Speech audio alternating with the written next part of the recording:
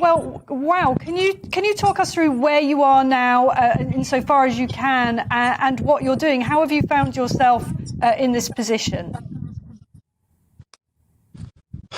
Well, the whole thing started some 30 days ago. So at that time I was on the streets of Kiev from day one of invasion. I spent the first 3 days being on the streets, sleeping outdoors, because at that time nobody could understand what's going to happen, and we should have been reacting in a certain manner.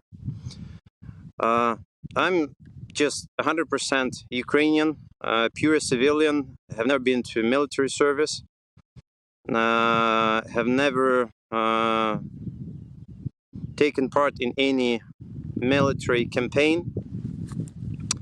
But I've been from 2014, when the whole thing started in Ukraine with Russia. I started to heavily train with one of the best snipers in Ukraine. And for those 6 years, I've been practicing different types of shooting for more or less 3 times a week. So this is he is now my commander. His name is Alexander B. If you want, I can show him to you. Yes, please. We would love to see. We would love to see that if you're able to show him.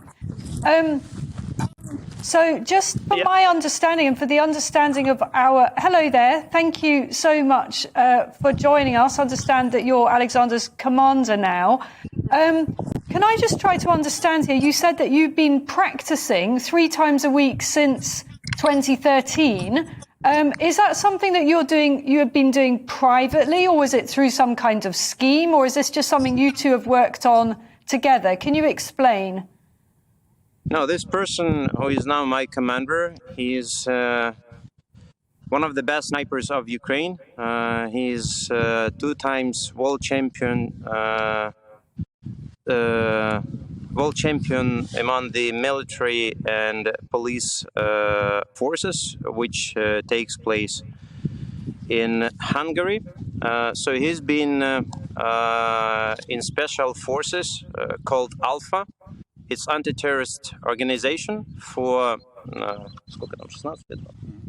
16 years. So basically all his life he was as a military person. Everything that I know from him, because he's been retired some years ago.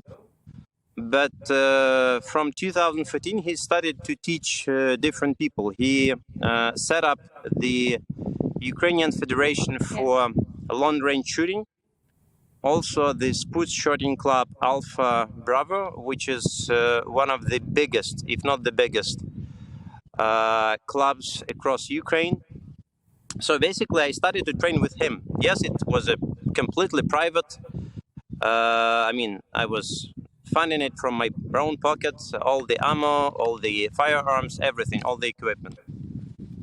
And you did that because you sensed, obviously the war had already started. There was already a conflict going on, and you knew in your heart that this was going to build up, and it was at one point going to become existential for your country. Is that right? You saw this coming?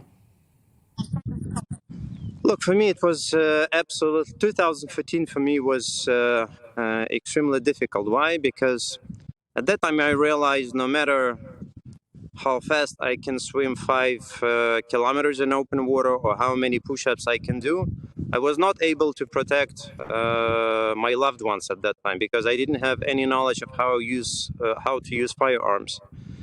So for me, it was very difficult because I realized that whatever I do and whatever I know, it's not helping me to protect my family and the loved ones. After that moment, when things more or less went back to normality in 2015, I decided that besides being just a sports athlete, amateur, I will be spending all of my free time to master any types of shooting.